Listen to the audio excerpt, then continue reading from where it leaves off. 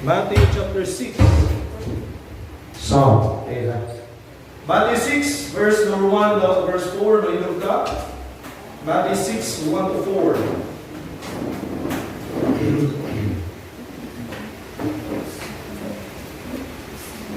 Tama niyo say amen? Amen. Nung natin sa pagbasa, verse 1 down to verse number 4. Verses 1 to 4. Tanan, kayo, verse 1. Take heed that ye do not alms for men, deceive men, otherwise you have no reward of your Father which art in heaven. Therefore, when thou doest alms, do not sound the trumpet before thee, as the hypocrites do in the synagogues and in the streets, that they may have glory of men. Verily I say to you, they have their reward. But when thou doest alms, let not thy left hand know what thy right hand doeth, that thy alms be in secret, and thy Father which sitteth in secret himself shall reward thee openly. Let's pray. Mahal, ikaw ang panalangin, kanamo, pinagis mo mga tulong, ako pagkapanlandungan karon, kadayon ko Diyos, kung ministeryo kanamo, ganita mensahe Diyos, kung manginanglan spiritual karon, matagbo, pinagis mensahe ng mga panlandungan karon. Salamat po Diyos, padayon nga makaigsuuna na mo nga nag-tune online. Sunod sa among pagsimba na po diya mo karon. Ikaw Diyos, padayon namahan sa pagpalihok sa mga singkasig. Sa ngalan ni Kristo Jesus, Amen. Ang mensahe karon, the principle of giving. Para na itong mensahe. Parang sa nagiging ko magwagi, may promote ng giving, mga kaigsunan. Matthew 6, diyan na ito makita ang principle of giving na dihatag sa itong Yesu Kristo na instruction sa matagusa ka nato. No? Tulong kabutang gihatag diha sa Yesu Kristo niya ang chapter from verse number 1 down to verse number 17. First, the principle of giving. And then verse number 5, the principle of praying. And then verse 16, the principle of fasting. So kining tulog kauban mi sa Bible, makita ninyo in this chapter, sa chapter 6 sa Matthew chapter 6, praying, giving, praying, and fasting. Tingnan niyo ang Bible sa verse 1, take heed that thou do not your alms before men. And then, he said in verse number 5, when thou prayest.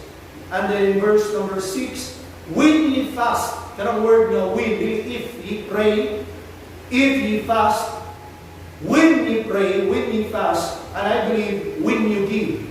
So, dili ko muhatag ka, kung dili, sa dihang muhatag ka, sa dihang mo ampo ka, sa dihang mo fasting ka. So, makita na ito mga kaigsunan, dili siya optional. This is part of our Christian life. Kabahin ni sa Panginoon Kristohanon. You give, you pray, and you fast. Pray ka, naghatag ka, o nag-fasting ka. Daghan sa mga tao, dili kasabot kaning katulong principle kaya about fasting. Ang fasting mga kaigsunan, usa ni sa mga paagi, makita na ito karon na to deny ourselves. I-deny na ito paggalingon. Mao ni siyang paagi ng fasting. O makita na ito, dili lang sa fasting, bisa sa prayer. Denial. Kaya prayer, denial ni. Kaya dili sa tanan na ito, nga mag-pray ta, ganahan tang ampo. Ang ubang nga rin, ampo ta, kaya nahipo ng routine na ito ang prayer. And then, dili sa tanan na ito, ganahan mo hatag, kaya upay-upa, ano na yung uban, nga ang siyang paghatag, kung kinaobligas sa paghatag, dili.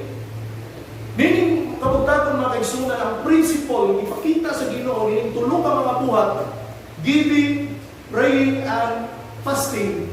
Ang Diyos naghatag siya o ginato instructions sa matapusan na nato, nga sa unsang paagi nato kini pagabuhaton. Una ato sa nang itakol kining giving. Kining giving, ay may unang iisgutan ko diri sa Matthew 6. No? Giving. Sa verse number 3, ingon na Jesus Christ, but when thou doest alms, kung naghatag mo limos, let not thy left hand know what thy right hand doeth. Imposible kina, right? Kinsa man niyo diri nga naghatag mo sa imong right hand, what ibaw imong left hand. Of course, both hands, imuha na. Di gid mahita mong di kay mahibaw, dili ka masayod, nga ang imong too nihatag, ang imong wala kay bawo nga nihatag imong too. Kung sa may point sa atong Ginoo Kristo ni mga kaigsunan, tanawan ninyo yung Bible sa verse 4. Naadihan explain sa itong Ginoo kung sa'yo pasabot na muhatag imong left hand, ayaw ipahibalo sa imong right hand. hand. O kung imong right hand muhatag, ay ibalo sa imong left hand. Look at verse 4. That thine alms may be in secret, and thy Father which sit in secret himself shall reward thee openly. So meaning to say, ang paghatag, mga kaigsunan, do it secretly. Meaning to say, why nahibaw? Wala na sayod. Wala mo gi-advertise. Wala mo gipasiata, mo gipanghampog, naghatag gani, nagbuhat gani, nag-distribute gani. Dili ko na. So ang principle na kung gibuhat mo sa imong kamot, dili may mo walang kamot, ang principle, do it secretly. Now, tanawin yung Bible sa Acts 20 verse 35. Acts 20 verse 35. Usahay man ko, naman as kadaghanan karon, when you give, ang giving mga kaigsunan, na more on money. Diba? Kung una-una galing hatag, kung una-una galing kwarta, ihatag. Naay daghang paagis paghatag. Bisan mo kay kwarta, pwede kang muhatag. You give your time, your talent, your strength, your skills, tanan, pwede niyo mo muhatag para sa Ginoo. Okay? Kaya mo mag-ampo, nag-pray ka para sa imong igsuon, nagbuhat ka paano para sa imong igsuon. So dalang paagi, look at your Bible in Acts 20 verse 35. Dalang yung Bible, pita na rin. 20 verse 35. I have showed you all things, yung si Paul diyan, I have showed you all things, how that so laboring you ought to support the weak. And to remember the words of the Lord Jesus, how He said, it is more blessed to give than to receive. Tanaw mga kaigsunan, nagsulti ni Paul din, kayo na siya, bulahan ang muhatag, it is more blessed to give than to receive. Bulahan ang muhatag kaysa mudawat. Di ba ang attitude na itong mga tao, ganahan ng mudawat, di ka ganahan muhatag? No? Di ba tinuod? Di ba ang kinaiya sa tao, ganahan ng mudawat, di ka ganahan muhatag? Pero ang sulti sa pulong sa Diyos, it is more blessed to give than to receive. There is a blessing in giving. Naay bulaan ay panalangin sa paghatag. Balik ko na po ang paghatag, dili lang sa latianon. Kay mga pastors na mga ministers, mga magunay lang puntarya basta wali ni about giving, ang wali kanang yung paghatag nimo ang porta dili na mo. Wala pinakales, wala pinakaubos yung paghatag mga kaigsunan. Kanang kwarta kay mo gihatag sa offering, gihatag nimo ang kwarta sa unsa pa imong gi-set aside resources para sa paghatag nimo sa ubang mga tao, sa monetary na pagi. Wala pinakaubos. Balik ko na po. Ang Diyos sa diyang ihatag siya, mga kaigsunan, ang record sa Bible sa diyang ihatag ang Diyos, dili kwarta iyang ihatag. Iyang anak o iyang ihatag. Sakripisyo ko na ito. Dili ako kwarta. Pero mga ito'y pinaka-precious nga hatag, na ihatag sa Diyos, sa tanang mga tao sa kalibutan para sa kaluwasan na. So you see, dili kwarta mga kaigsunan. So kung nauna sa upan, ang giving, more on money, sayot na, dili lang kayo sa kwarta lang. Dagang paagi nga makahatag sa tao. Okay? Now, balik ta. Ingon na sa Acts 20 verse 35, it is more blessed to give than to receive. When was the last time you give? You give prayer? You give kining encouragement? You give kanang strength sa imong igsuon, imo siya gidasig, gi-encourage nimo siya, nag-pray ka para niya, nag-ampo ka para niya. When was the last time gibuhat na nimo sa imong kinabuhi Kristohan? There are many ways of giving, mga kaigsunan. Daghang paagis paghatag. Okay? Now, tanawan yung Bible sa James 5. First of all, ang pulong sa Dios paghatag siya kuman, kani more on monetary need, kay address din ni dato. James 5:1 and 2. Tanawan yung Bible. A command given to the rich people, to the rich, especially to the rich Christian. Tanawan yung Bible sa James 5 verse 1 and 2. James 5 verse 1 and 2. Tira. Ingon niya, go to now, you rich men, weep and howl for your miseries that shall come upon you. Giingnan sa Bible, kamo mga dato, pag-ilap mo, pagbakfo mo para sa inyong mga sa inyong mga miserable na maabot din na ninyo. Usahin na ang tao, naghandong siya, madato siya. Pero ang pagkadato, mga kaigsunan, full of miseries. Wa ko may gidiscourage mga kaigsunan, yung rekamo tawa tang gidiscourage siya. Pero nauna sa upan, gusto silang dali ng pagkadato, not knowing na ano rin miseries and riches. Pero ano siya sa Bible? You know the miseries that shall come upon you. Look at verse 2. Unsa man nga miseries? Isang Bible, your riches are corrupted. Number one, misery. Makurap na yung riches. Your garments are moth-eaten. Isya, ang inyong mga sapot, sige mo panghambog na yung sinina, ang mahalog kayo, madugta na. Nagsinina ako 200,000, ang presyo, madugta na. Ha? Nagsakyanan mo, mahal kayo, magubara na. Tanan, magubara. Your garments are moth-eaten. May sa Bible, look at verse 3. These are the miseries. Your gold and silver is conquered. And then, and the rest of you of them shall be a witness against you. That's, kung mo ni siya pinakasubo ko lang noon. Ang mga taya sa mga bahandi ninyo, mo na saksi unya ninyo sa mabot ni judgment. Pagka-imagine mo ang taya sa imong bahandi, sa gold o sa imong silver, mo na siya ay witness against you in the day of judgment. So, kini mga tao datos kalibutan, mga kaigsunan, gato sila manindot kaya ng sitwasyon nila, daghan sila ni, daghan sila na. Pero sa umaabot ng judgment, mao na mahimong saksi against them. Ang mga taya na. And shall eat your flesh, and it will fire. Tanawa na God. Ye have hid treasure together for the last days. Diba karon sa survey karon, sa dagan kuno karon sa pandemic, ang mga dato ni samot ug kadato, ang mga pobre ni samot ug kapobre. Na siya ang Forbes mga kaigsunan, naghimo silang survey sa tanang mga billionaires sa tibuok kalibutan like Bill Gates, tag-iya aning kaning mga dagkong kumpanya sa kalibutan. Na-multiply ang ilang assets sa ilang riches karon time. Ang mga pobre ni samot ug kapobre. Siguro sila manahon na, ginansya ni, dato na tani, kwarta ni. But listen to me, ng Bible, you have treasure together in the last days. Wabot ang panahon during Judgment Day, nga ang taya niya na inyong mga bahandi, may mo ng saksi against you. These are the miseries. Mao na mga pagkamiserable mga kaigsunan. Mao na sa book of Proverbs 19 verse 17, right in the Bible. Ipahimangnuan sila sa Bible, sa pulong pagyo. Proverbs 19, verse number 17. Tara yung Bible. Proverbs 19, verse 17. Sa yung Bible. Ang kadpisa na ni Dato, nabay milyonaryo na ito diniwa. Kung wala milyonaryo. He that pity upon the poor, lendeth unto the Lord.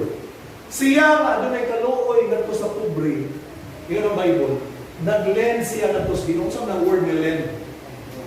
From the word lending, kanang nilend ka, ipahuwam ka, nagpahuwam ka, that's the word lend. So kini na yung tao dahil, kini na yung dato nung nalukoy yung mais pobre, kita siya pobre ba? Tanaw niya lukoy kita, bangon kita, bangan niya. Sa imong pagtabangan na, mura ka, gisusama na nagpautang kas Ginoo. Sama nang nilend ka na to sa Ginoo. Yan ang Bible. And that which He hath given, na ito yung ihatag, will He pay him again. So, klihan kas Ginoo. Mo na yung mga dato makaigsunan, doon na sila charities, doon na sila foundation. Nga naman, dili nga niskapo sila sa tax, no? Kung dili, una-una nila, kung hatag ko ani, ang Ginoo, musukli na sa dami. Pero dili mo i-test sa faith. Kung na yung mga dato karong prestuhanon, yung naminaw na to, dili na mo tinuod nga test sa faith. Ang tinuod nga test sa faith, mga kaigsunan, naa sa mga tao nga kabus. Naa sa mga tao nga pobre. That's the real test of our faith. Tanawin yung Bible sa Mark 12, verse 41 to 42. Mark 12, verse 41 to 44. Yan ang Bible. And as Jesus sat over against the treasury, so si Kristo naglingkod siya. Kaya tumatay mo sa temple mo mga kaigsunan, sa synagogue, na yung portion dito, nga kanang treasury house, tanan nga mga Hudiyo, huwag yun diha sila. Bisang kung sa klaseng stados kung kinabuhi, agad yung ganyan, offering. Si Jesus Christ, naglingkod siya, nag-observe siya sa mga tao, nagtagap, offering nila, nila mga hala dito. And beheld how the people cast money into the treasury. So siguro katong mga tawhana, katong mga kailan na to sila, kay mga silingan na to sila. Katong mga dato kayo, pag-hope, pinala yun. Kita yun ba? Kung sabi ka dato ba? Yo. Yan ang Ginoo, gitanaw sila sa Ginoo, itong naghatag. And many that were rich cast in much. No, simparang sa Ginoo, daghang kay dato, daghang kay gihatag. Kaya kining dato, mangod mga kaigsuunan, labi nagmakasabot siya na muhatag siya, na imbalos ani. So, daghan niyang ihatag. Pero ang Ginoo, ma-impress nila, may daghan nilang ihatag. Tanaw sa mga verse 42. And there came a certain poor widow. Tanawa ang description sa Bible. Poor widow. Ato magkuntay mga kaigsuunan, daghan kayong mga babae na namatyan bana. Kaya sa Israel mga dato, panahon na, ang ilang mga husband ipadalas gubat. Ilang mga bana ba? So kung kamo mga asawa, nabuhi mo itong panahon na, widow na mo karong panahon na. Katong panahon na. Kaya yung mga bana na mamatay gubat. So daghang widow atong tayma. Kaya mga babae magkong atong panahon na makaigsunan, nag-agad na sila sa income silang bana. Nag-agad na din sila. Unlike karon yung mga asawa na to, pwede mo manrabaho, pwede magnegosyo. Okay? Pwede mo sideline at masawa. Pero atong panahon na, ang mga babae, kung mamatay ang ilang bana, pobre din kayo sila. Luoy din kayo sila, wakit sila. Kining mga widow, pobre kayo. Siguro why gibilin yung bana niya? Kaya description sa Bible, pobre siya. And she throw in 2 mites. Kanang 2 mites mga kaigsunan, equivalent ana sa itong kwarta, mura na usa kadako. Duha kadako day. Napa ba usa kadako ron? Mura na usa kadako ron, no? May 5 kay kita sa dala, ako lang 5 ron na. Di wala ko wala kita may 5, di mo mapunit. Pero kung sa kalibo, kung may 5, di ba na mahimo sa kalibo? Di ba? Hindi na mahimo sa kalibo kung wala may 5 stabos. Duha ka dako. Unya, which make a parting. So, ang duha ka dako makaigsunan, equivalent niya is parting. Ang parting, dili ka kapalit og kaning singaran ni daba. So, si Juan, sige ng pati, kung wa kay 2 partings. So, ang presyo sa parting mga kaigsunan during this time, 2 partings. So, ang 2 partings, equivalent niya is 4 ka dako. So, 4 ka dako, kay ang 2 mites, 1 parting man, equivalent niya. So, ang 2 partings, 4 ka dako. So, manay precious parting kaniyan ito. Kaya naman sila buhatong halad. Mga kaigsunan, pobre kayo siya. 2 mites na nila bilin. Siya kwarta. Tanawa, ibuhat sa babae, verse 43. And he called unto him his disciples. Itawag ni Kristo yung disciples. Dali. Bisultihan sila. Said unto them, verily I say unto you, this poor widow hath cast more in than all they which have cast into the prison. Pero ay sige ko sa Ginoo, kaning bayhana, kining pobre na balo, mas daghan pa iyang gihatag sa treasury. Kaning mga tanan, kaning mga dato nga naghatag din. So sa tawhagon siguro sa iyang mga disciples, sa panahon na nila, daghan man nga much good, ang ingon sa Bible, much ang gihatag sa mga dato. Pero anong mas daghan pa ang gihatag sa poor widow? Diba mo anong daghan mga kaigsunan? Look at the next verse. For all they, the rich people, did cast in of their abundance. Hatag ko, kaya anyway, kung hatag ko, napabito ko'y sobra.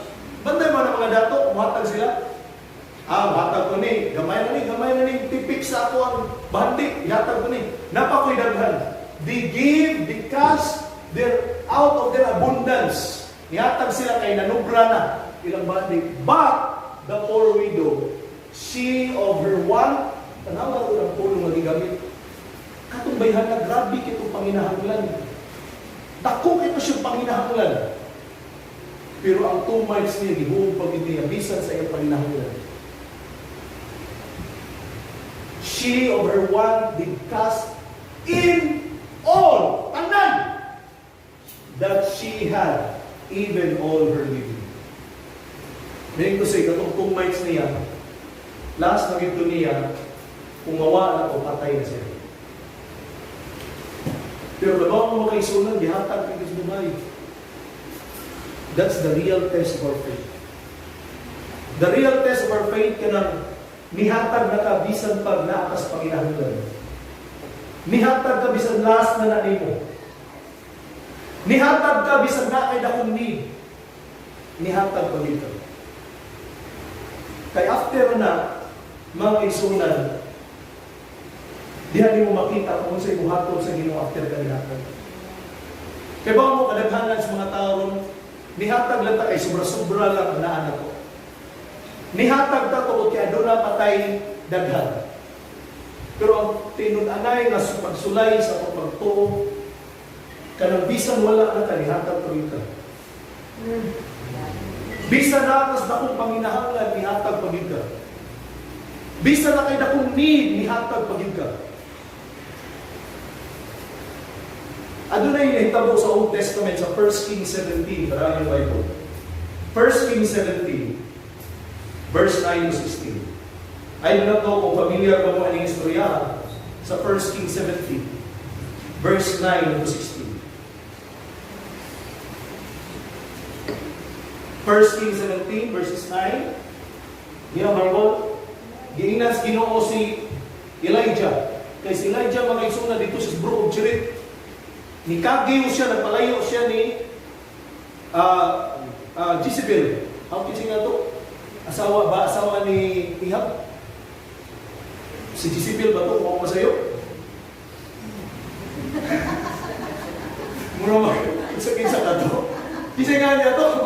Asawa ni Ihab? Jezebel. Nikagiw siya, nagpalayo siya. Di na siya ginawa dito sa Brook of Cherith. Dito siya, nag-provide na siya, nag-provide siya pagkaon. Ato sa time, ang Brook of Cherith, ihubas. Ganyan siya sa Ginoo. Ato sa Saripat. Lugar sa Saripat. Kining lugar sa Saripat, igala mo ni lugar ni Jezebel. Nagpalayo siya ni Jezebel, pero ipaadto na siya sa Ginoo sa lugar ni Jezebel. Ato sa Saripat. Kaya na yung babae dito, ganyan siya sa Ginoo. Tanang yung Bible. Na yung widow dito, na siya widow. Natuwa dito, there to sustain thee. So makita na ito, makita mo sa kapropeta, nasa dako panginahanglan. Wala ba siya pagkaon? Pero buwa siya inas Ginoo nga atos sa Saripat. To'y naghang dataw dito. Ginas siya Ginoo atos sa Saripat, kay tayo pobreng widow dito. Siya yung sustain mo. Siguro sa unahon ni Elijah, Ginoo ba siya nasayong ka? Nganos ka naghang tao to dito, ato mapatong widow, mapobre. Niya siya pag mo sustain ako. Di ba no, na yung mga instances sa itong kinabuhi ba, nga natas panginahanglan? Na yung mga tao na nag-listen, mo pag-gamit sa Ginoo, mamuprovide sa iyong need. Kunya siya ka, napasol kasi mo na ka. Correction mo sa to siya, ano? Nakahatag man siya? Lord. Nga nung sa kadagang tao sa Saripat, ang widow pagigipagtuan sa Ginoo niya. Look at verse 10. So he arose, sunod si Elijah, huwag magduha, without any doubt, he arose and went to Saripat, and when he came to the gate of the city, behold, the widow woman was there gathering of the sticks. Sa kadaghang tao sa syudad, nga nung ang babae ko giuna niya nakitaan. Right? Kaya ba mo siguro mga dato kung tayo nakasod silang balay, kaya kining mga babae pobre, nangahoy ito siya, kung siyang kapobre, kaya magluto ko siya dito. Siya ng balay. Nangahoy siya. Siya una nakita ni Elijah. And then, gathering of sticks, and he called to her, itawag ni Elijah, and said, "Fix me, I pray thee, a little water in a vessel that I may drink." So, the verse. Tarawag si Gibbons babae. And as she was going to fix it, he called to her and said, kaya ba mo pagpangayon ni Elijah ba kay Sunan, huwag yung magunahon ng babae na, kuhaan ba ko ni tubig, kinsa may gawan pa ilani? Kaya ba mo kini mga pobre, mas matinabangon pa kay istanan? Nakoy nabasa ba? Kung ato puno ka sa taong dato, bisita ka sa mga datong balay, huwag ito na i-offer ni mo. Pero kung ato sa mga pobre, hawan kang manok. Di ba na, tinoon na lang? Mato kang pobre, palitan pa kang panoy. Mangutang pas tindahan para na ikapakaon ni mong paan, balita kang juice. Pero mato kas taong sa dato nga balay, wag idunol ni mo. Wag ihatag ni mo. So kini mong babae, tingnan niya ni Elijah, at ikot tubig, wasi pagdadua, katagan niya, was kailang, insang tawana. Tagan niya, tingnan siya ni Elijah, bring me, I pray thee, a morsel of bread in thy hand. Kasi ito sa babae, verse 12. And she said, as the Lord thy God liveth, I have not a cake. Ang ipangay ni Elijah bread, siya wako'y cake, but a handful of meal in a barrel. Gamay na dyan harina na nabili niya. And a little oil in a crust. And then, and behold, I am gathering 2 sticks, that I may go in and dress it for me and my son, that we may eat it and die. Kung manong kao na ni, patay ni. Huwag namin mabilin. Mo ni last meal na mo, kaning pagkauna, last meal na mo. After na ni, matay ni. Pero sa itubag ni Elijah niya, verse 13. And Elijah said unto her, fear not, I got no, and go and do as thou hast said. Kaya ba po mga kaigsunan, kung naas panginahanglan, dakong panginahanglan, manlo ka. Di kinakaligkayan, manlo kita. Asa ka kwaon, asa ka ani unya. Di-encourage siya sa man of God, di na sa propeta, ikadlo. Said to you, fear not, go and do as thou hast said. Lakaw, huwag ka na. Make me thereof a little cake first, and bring it unto me. And after make for thee and for thy son. Human ko, ako espesyal na. Human ko, kamuna. Kung saan pa may mahabili na to? Mura ba ng pastor bisitas balay sa membro, nausan lang di ka pinirito ang nabilin, gikaon sa pastor, pagbalin ingon itong anak, gibalin na yung pastor ang pinirito. Mao nagipilaf na yung sudan. Gibalin ng pastor ba? Ang pinirito, wala mabili ito.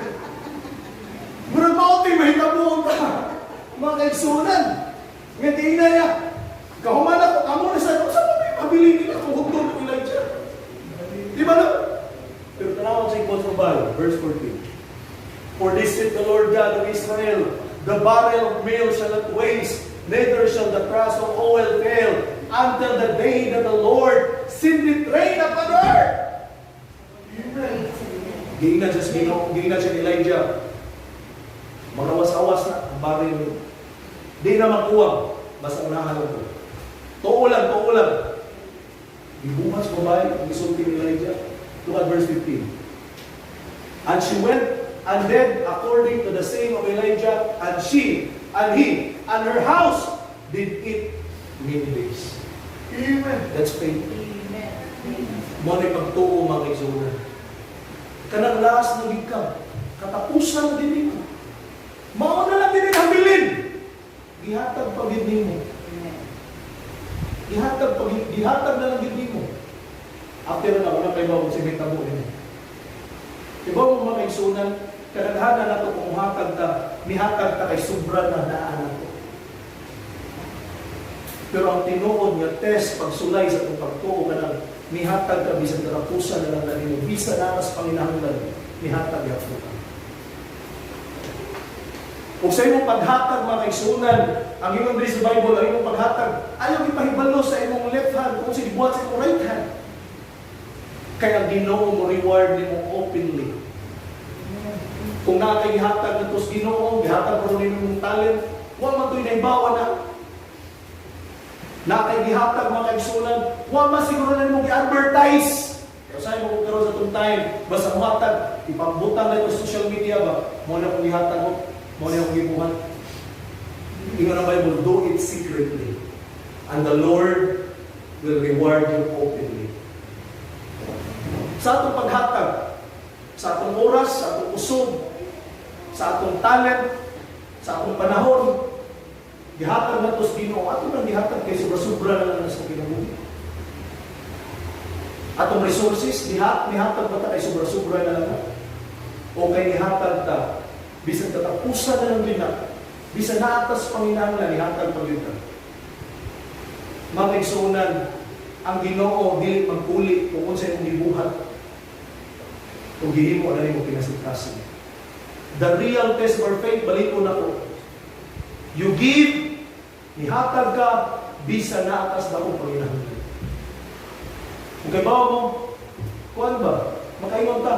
Coincidence kayo kay kanong parihan din sila, mga widow. Katong babae, manihatag 2 mites, 4 widow. Ang babae nga timan ni Elijah, 4 widow. Puro sila widow. Naa sila sa panginahanglan, naa sila sa need. Mga kaigsunan. Walang dakong challenge na kusma tapusan kabugtagon. Kung muhatag ka sa Ginoo, unsa may nihatag ka na bang salin-salin na? Salin sa iyong pinabuhi? Kay Kristohanon, gabas kong paglawas, huwag kayo panahon sa pagpangalaga sa Ginoo. Nasakit na siya, tapos sa ospital. Siya sa gilang, Lord, ayuha ko. Kaya kung mo ba ayuhon, mangalagad siya kunin mo. Mangalagad siya kunin mo, Ginoo. Di ba, nakadumog siguro ka na yung dagang Kristohanon yung ano. Pero sa itong panahon, bastong paglawas, every time, huwag din siya kahatag, ay siyang usog, siyang oras, sa panahon para sa Ginoo. Pero sa nasakit na, sige hangin mo sa Ginoo, Lord, buhi ako, kaya mga lagad di kunin mo. Sa bastong pagkikaglawas, magay ka mga lagad. Karoon na yung nasakit ka. Di ba? Kaya, meron mga lagad sa Ginoo, tiguang mo na po. O niya na kumuhatag sa panahon ako sa Ginoo, sa akong, niya na kong simba, niya na kong basa Bible, niya na kong buhat na ni, kung tiguang na ko. Gagalabaw niyo ba, mahabot ko ng tiguang?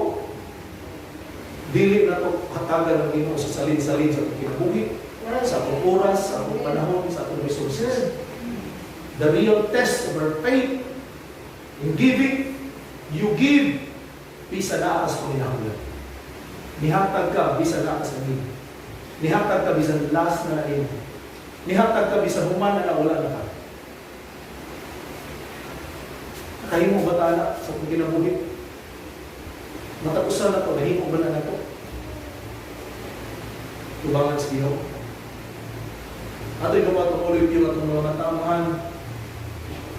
Salamat sa pusaw ng ihatag ka namin.